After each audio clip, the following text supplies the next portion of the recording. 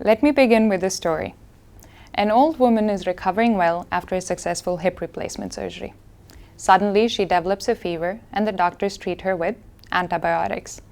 After weeks of unsuccessful treatment, they decide to remove the implant. The implant is covered in a thin slimy layer, also known as biofilm. Biofilms are formed when freely floating bacteria attach onto a surface and cause infection. The bacteria in these biofilms communicate with each other and produce a self-protective layer.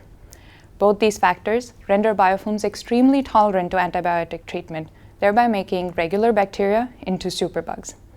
Now you may wonder what an electrical engineer like me is doing talking about biofilms. My research is aimed at developing new electronic devices to help doctors sense and manage these infections effectively. Because biofilm-associated infections are not only a problem with invasive surgeries like hip replacements, but also simple medical devices like catheters and stents. Did you know that these superbugs are projected to be an even more serious threat than cancer? The global death tolls are projected to rise to 10 million a year by the year 2050. Even the White House set aside over $1 billion to find a solution to this problem.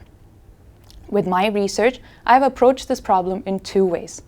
First, I've developed a new treatment technique that is independent of antibiotic therapy. I have shown that using a newly developed small molecule, or analog as we call it, in conjunction with small electrical signals, we can significantly reduce biofilm formation. The analog enters the bacterial cell, reprograms the bacteria, blocks bacterial communication, and prevents biofilm formation.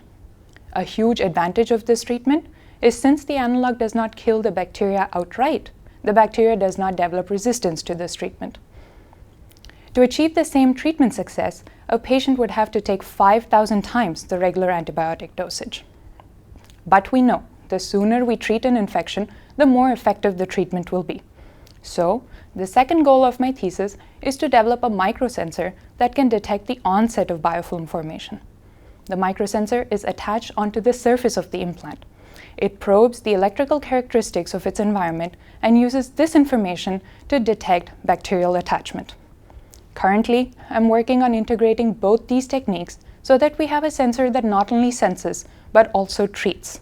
And with this technology, we hope to completely prevent biofilm formation.